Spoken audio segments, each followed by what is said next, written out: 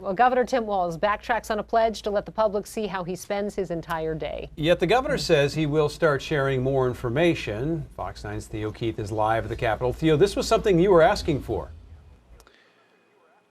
Yeah, the governor's office has denied my request to see all of Walz's calendars, effectively saying that the public should only get to see a limited view of what the governor is doing.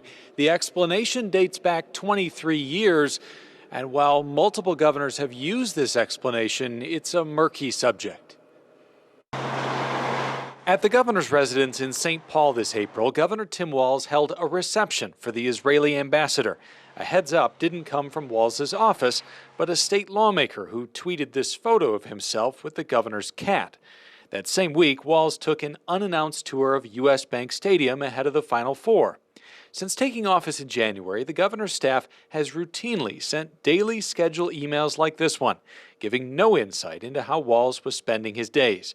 It's a problem, says Hamline University professor David Schultz. To take the position the governor is now taking puts us at the rear and not at the forefront in terms of open government across the United States. After winning the job in November, Walz had told reporters he would release his meeting calendars.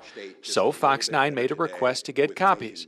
It's common practice for governors in other states, including Wisconsin, but not in Minnesota. The governor's office took more than 2 months before denying the request, citing this 1996 administrative opinion that a state agency head's calendars were private personnel data. It says nothing about a governor's calendars, and it didn't come from a court. It means nothing. So trotting that out doesn't really affect anything whatsoever. Meanwhile, Walz is now promising to share more. In a statement, his legal team says the governor has decided that he will provide more information than legally required. And on Monday, his staff said Walz would meet with the House Speaker, Hennepin County Sheriff, and State Attorney General in 3 private meetings.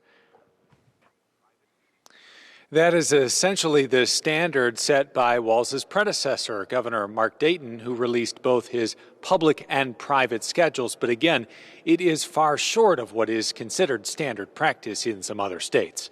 Randy, Kelsey?